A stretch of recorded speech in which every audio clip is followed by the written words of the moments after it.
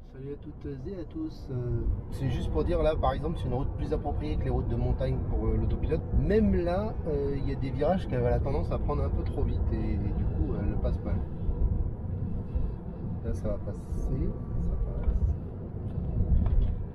Foutu un coup de frein, on sait pas pourquoi. Elle a eu peur pour, je sais pas, pour la droite là.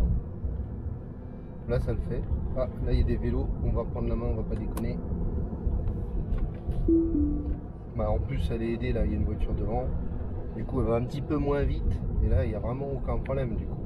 En fait souvent elle a 10-15 km/h de trop, il y a des virages à 80 qu'elle a du mal à prendre et il vaudra mieux qu'elle les prenne à 70. Si tu mets à 70 ça passe nickel.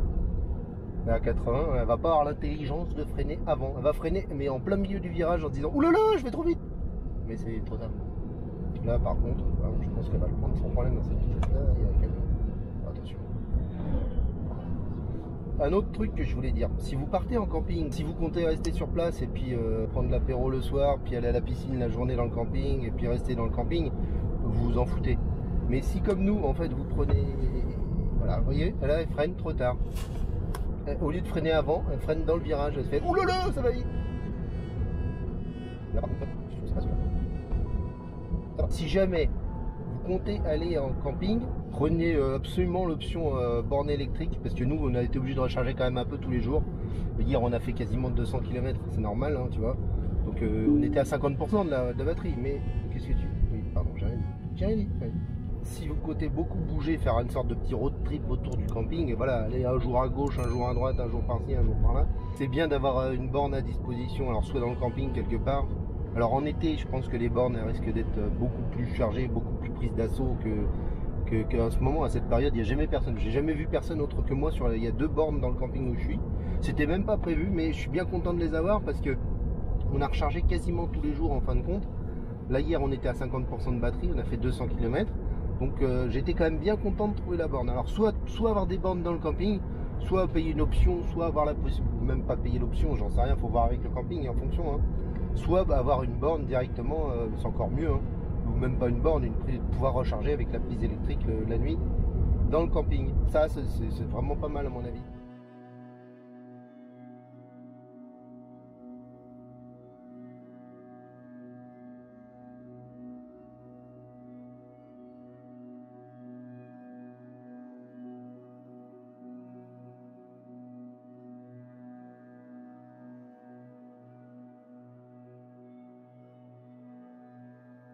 Roxy, viens. Viens ma fille.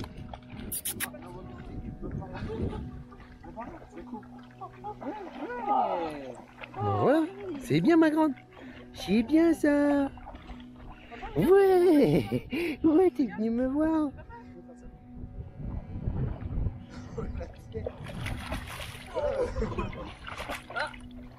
Ouais. C'est bien parce qu'elle sort le bâton. Et elle le ramène sur le bord. Sur les gros virages, l'autopilote il se débrouille pas mal parce que comme il y a la camping-car devant, alors il roule comme un ouf pour un camping-car. Tu vois, elle arrive trop vite en fait. Elle le passe hein, le virage, mais elle arrive trop vite. Là à 60, sans problème. On va la laisser à 60, voir, il n'y a personne. Donc même à 60, certains virages, elle ne le prend pas. En fait là tu vois par exemple, là, elle le sent pas, elle devrait ralentir. Là elle ralentit pas, elle va merder à la fin du virage. Alors qu'elle aura tout bien pris. Non, pas mal. C'est bizarre ça. Là elle ralentit parce qu'il y a le... Ouais, là ça passait pas. Elle ralentit pas assez, quoi. Dommage. Non, ce que je vais faire c'est que je vais baisser complètement la vitesse. Et je vais régler la vitesse moi-même avec le pied.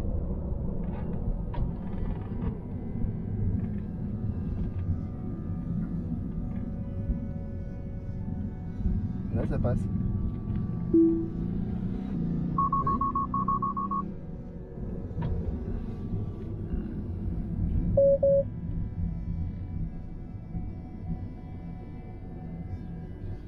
C'est pas si mal, hein. T'as vu le virage, il est quand même violent. Elle arrive à le prendre.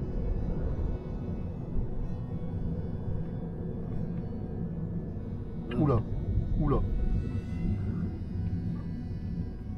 Non, ça passera jamais.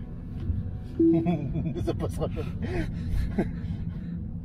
C'est un rond-point le truc.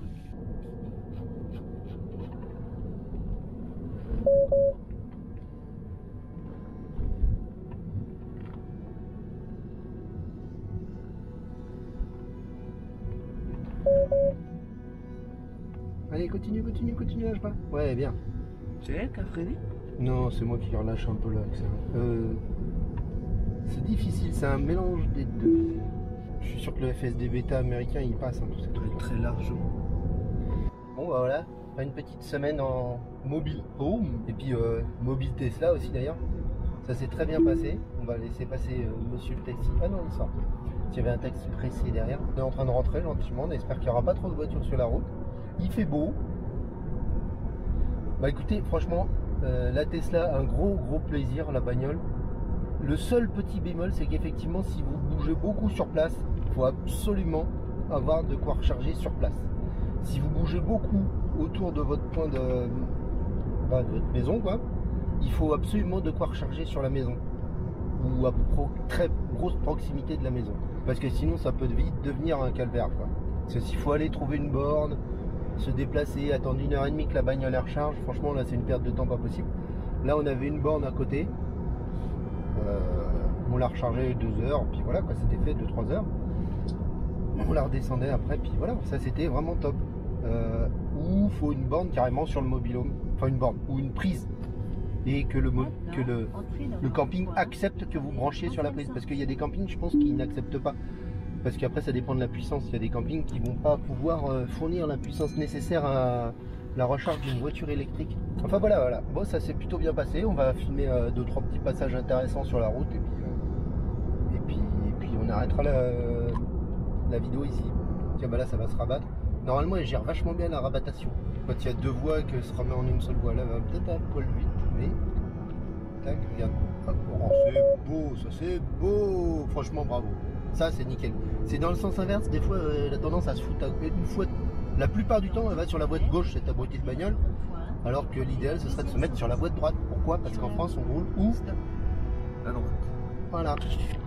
Normalement ça s'écarte, on va voir ce qu'elle fait. Regardez-moi cette connasse! Putain, je vois un mec qui fait ça en vrai et je le traite d'abruti. On est en France, quoi. En Angleterre, ok, mais pas en France. Et c'est énervant. Non, tout à l'heure, elle a fait à droite. En plus, là, il y avait une voiture devant. Voilà, ça c'est nickel. Par contre, là, vraiment parfait. Voilà, du grand n'importe quoi. Une route à 70, la voiture croit que c'est 50. Et le truc, c'est que des fois, elle est à 70, elle croit que c'est à 50, et là, elle va freiner comme une abrutie. Toi, tu vas faire... S'il y a quelqu'un derrière, ça lui fait bizarre. Donc là, ça, c'est vraiment l'un des gros défauts de cette automobile, du moins au niveau du GPS. Alors, c'est pas la lecture des panneaux, parce que la lecture des panneaux, elle est lit bien. Alors, peut-être qu'il n'y a pas eu de panneau 70, mais du coup, ça devrait être indiqué dans le GPS, ça devrait corriger. Il va y avoir une priorité entre les deux. Je sais pas qu'est-ce qui doit prendre le dessus. Normalement, c'est la lecture des panneaux. Si le panneau est à 50, la vitesse est à 50. Mais là, c'est manifestement pas une route à 50, c'est une route à 70. Et là, elle m'a dit que 50, c'est moi qui suis obligé d'accélérer. C'est débile. Et ça, c'est vraiment un défaut très chiant. Alors là, 30 carrément. Ouais, on va rouler à 30. Mais vous voyez ce qu'est délire? Alors ça, c'est vraiment le summum du n'importe quoi. Donc elle a lu le panneau 80. Elle l'a lu. Elle a indiqué 80 pendant 1 seconde et elle est repassée à 50. Alors on va voir si elle lit le panneau 70, même si c'est 70 pour tout le monde. Là, non mais c'est 50 pour les 3 tonnes 5. C'est pas pour moi. Donc elle reste à 50, hein, elle a décidé de rester à 50. Ah tiens, un des exemples, voilà. Elle veut doubler par la droite. Ça c'est assez chiant. Du coup, soit tu laisses doubler par la droite, mais c'est interdit en France. Des fois, il y a un mec qui campe sur la boîte du milieu et c'est très énervant, ça. C'est autre chose, on va pas rentrer là-dessus. Elle a tendance à m'en fout, elle s'en fout complètement. Elle y va. Ça, faut faire attention. Donc, si vraiment tu veux pas qu'elle double, tu la ralentis avec la molette. Un petit truc qui est assez chiant aussi sur ce véhicule, c'est le fait d'être obligé tout le temps de bouger, enfin de tout le temps, de bouger le volant de manière récurrente. Là, on fonctionne aussi bien que la Mercedes. Vous savez, la Mercedes qui est autorisée à rouler en total autopilote, c'est-à-dire t'as le droit de rien faire du tout, mais sur autoroute à moins de 60 km/h. Bah écoutez, on est presque dans les conditions de la Mercedes, sauf que moi je suis obligé de toucher le volant toutes les 10 secondes, 15 secondes, j'en sais rien. Donc pour en revenir où je voulais en venir, l'autopilote, autant en montagne il fonctionne pas bien, sur les routes type autoroute, grosse nationale, enfin les grosses routes là comme là, c'est vraiment vraiment très très bien. Elle laisse les voitures s'insérer. C'est un petit peu relou parce que sur certaines voitures, faut juste la toucher là. Mégane E-Tech. Il y a juste à effleurer le volant et c'est bon. En fait, ça annule le truc. Là, tu es obligé de légèrement tourner le volant, de mettre quand même un effort ou de faire pendouiller ta main sur le volant. J'en sais rien, moi ça marche pas.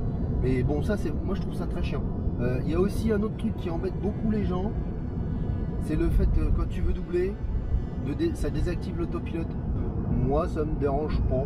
Mais par contre, l'avantage sur des routes même chargées comme ça, de mettre l'autopilote, c'est que du coup, toi, tu peux vachement être attentif. Tu sais que de toute façon, si ça freine devant, que toi tu es en train de regarder un truc derrière, la voiture va vraiment freiner.